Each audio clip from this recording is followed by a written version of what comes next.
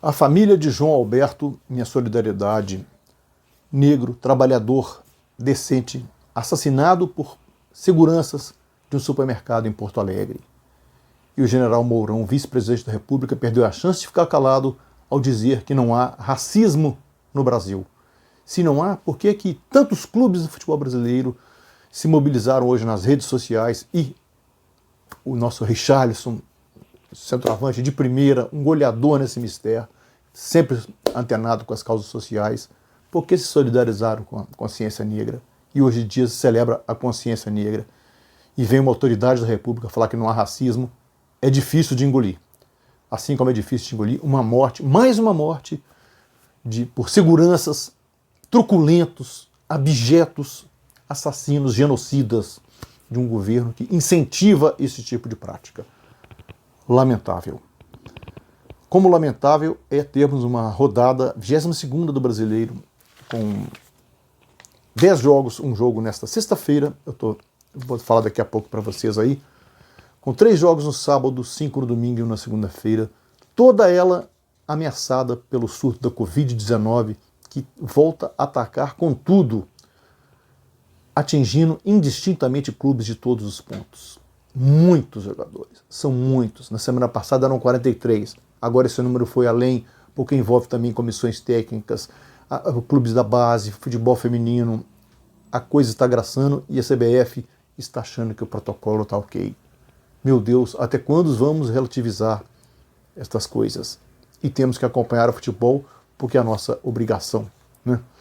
A 22ª rodada começa nesta sexta-feira com Bragantino e Bahia, Bragantino 17º, Bahia 9º.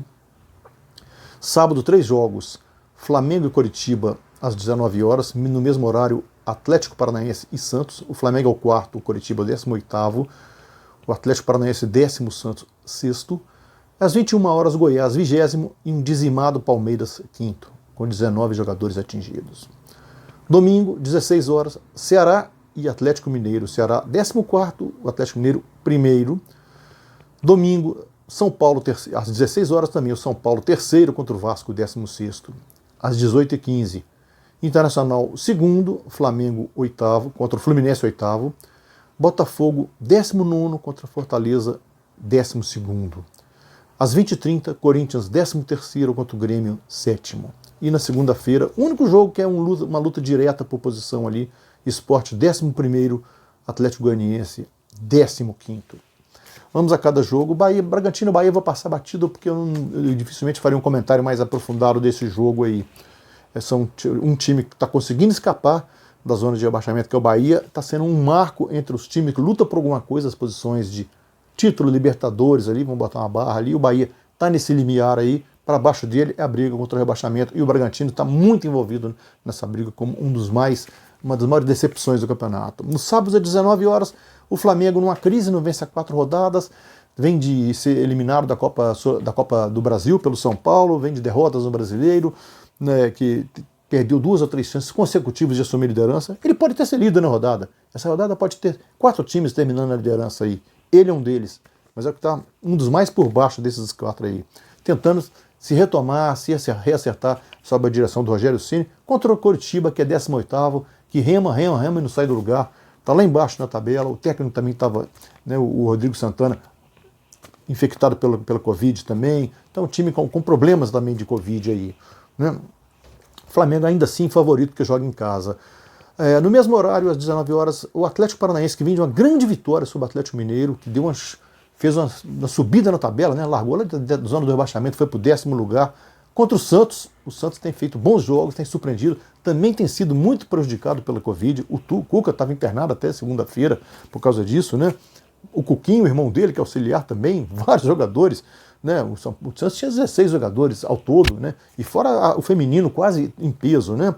E o Santos fazendo uma campanha digna, ainda assim conseguiu achar uma vitória outro dia sobre o Internacional, então líder, com o time todo combalido. Às 20 horas o Goiás, é a chance do Goiás ganhar um jogo aí, porque o Palmeiras está sem 19 jogadores. O Palmeiras tem um grande elenco, dá para botar um time ainda decente, mas com um banco cheio de garotos. 19 jogadores atingidos pela Covid, mais comissão técnica, mais pessoal de apoio. O Palmeiras está muito atingido, vai a campo, porque ele está numa embalada vem de 8 vitórias consecutivas, incluindo aí jogos de Libertadores e de Copa do Brasil. Está em quinto lugar, com um jogo a menos, e quer chegar na briga pelo título também. Está guloso nesse título aí. E o Goiás não se acerta. Demitiu o Anderson Moreira, o técnico, sem nenhuma vitória ao longo dessa semana aí. Então o time está meio perdido lá embaixo aí. No domingo, o Ceará, que é o 14º, está começando a ficar na tabela, está sentindo o repuxo, não tem elenco para seguir brigando posições mais no alto. Contra o Atlético, ainda primeiro, mas vem de uma derrota em casa. Também atingido por um surto de Covid que tirou de combate o Jorge Sampaoli, seu treinador, toda a comissão técnica, mais gente da base, assessor de imprensa, 5 ou 6 jogadores. Então um time que está sendo muito atingido também pela Covid ao longo da semana. Isso influenciou na derrota para o Furacão em casa, a perda da invencibilidade como mandante.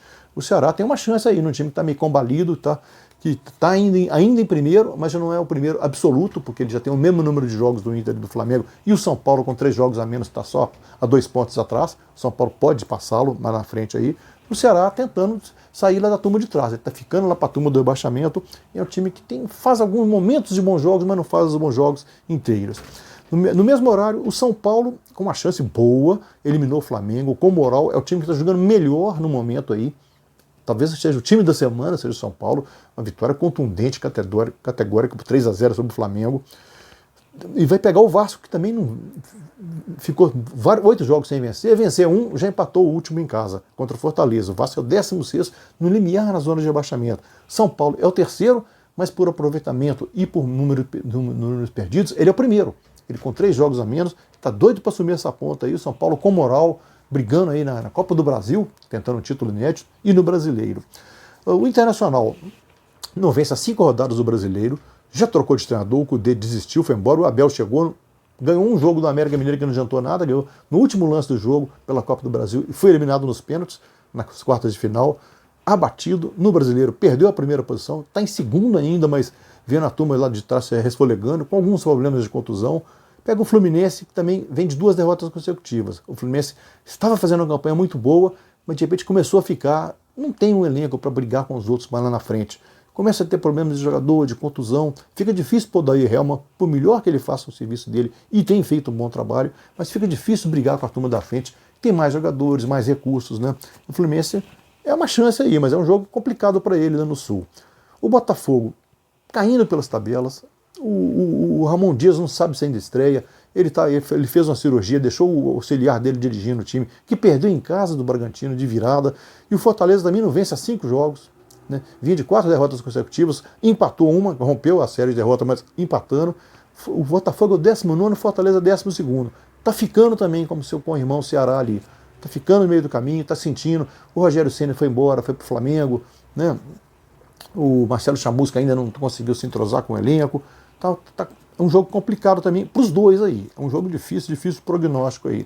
O Corinthians, às 20h30, vem de derrota para o Atlético, levou uma derrota de virada, jogando até um bom primeiro tempo, mas abdicou muito do ataque. E está com jogadores também contundidos, jogadores com Covid também. Esse é o problema do Corinthians. Está difícil acertar. E o Grêmio vem numa embalada. Vem de 8 vitórias consecutivas, aí incluindo a Libertadores e a Copa do Brasil. Está na semifinal de Copa do Brasil, vai fazer um confronto espetacular com o São Paulo aí, e está querendo entrar na briga do Brasileiro também, em 7º lugar, pedindo passagem, voltando a jogar bem, a garotada dando retorno, mesmo jogando na Neoquímica, é favorito aí, se o Renato botar o time. O problema é que tem Libertadores no meio da semana, o Renato pode resolver poupar, ele sempre faz essas coisas aí, mas o time do Grêmio está melhor do que o Corinthians, tá. E na segunda-feira, Sport e Atlético, o Sport rema, dá uma escapadinha, volta lá para trás. Se ficar no meio da tabela, dá no lucro. Ainda é 11º, mas está perdendo fôlego, perdendo força, não tem jogadores para poder brigar mais em cima. E o Atlético Goianiense também, já perdeu o técnico também, já trocou, está com o Marcelo Cabo agora, tentando se manter, mas está em 15º, muito próximo, a zona de rebaixamento muito próxima ali. Perdeu os jogadores, o treinador saiu. Então é difícil seguir nessa toada aí, manter, o investimento é diferente. Jogo complicado para ele também. É isso aí, meus amigos. Fique com a gente, até a próxima.